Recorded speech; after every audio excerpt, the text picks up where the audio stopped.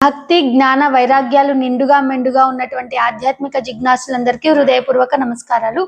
మనం భక్తి మార్గం చూసుకున్నట్టయితే భక్తి మార్గంలో మనం భగవంతునికి పూజించే సమయంలో దేవాలయాల్లో కానీ ఈ ఇంట్లో పూజా మందిరంలో కానీ యజ్ఞ యాగాదులలో కానీ మనం భగవంతునికి పూజించుకోవడానికి పూజా సామాగ్రిని ఉపయోగిస్తాము.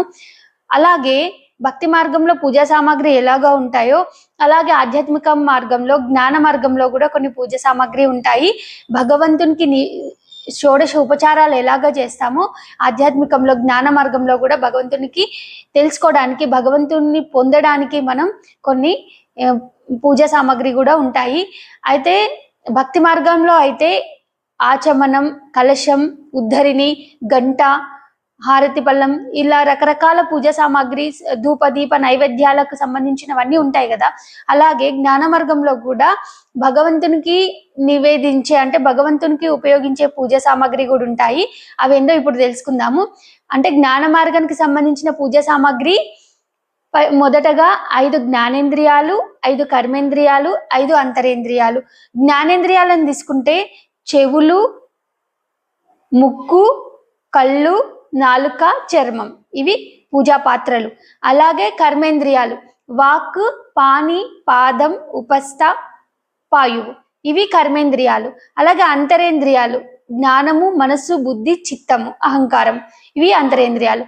వీటి ద్వారా ఇవి ఏంటి అంటే పాత్రలు, పూజా పాత్రలుగా ఉపయోగపడతాయి. ఈ భగవంతుని నిరాకారుడైనటువంటి భగవంతునికి పూజించే అంటే భగవంతుని తెలుసుకునే సాధనాలు.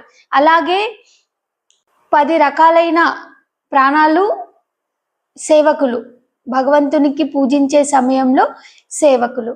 అలాగే మనకు పంచప్రాణాలు తెలుసు, సమాన, వ్యాన, ఉదాన, ప్రాణ, అపాన వీటి గురించి మనకు తెలుసు. ఇవే భగవంతుడికి సేవ చేసే సేవకులు.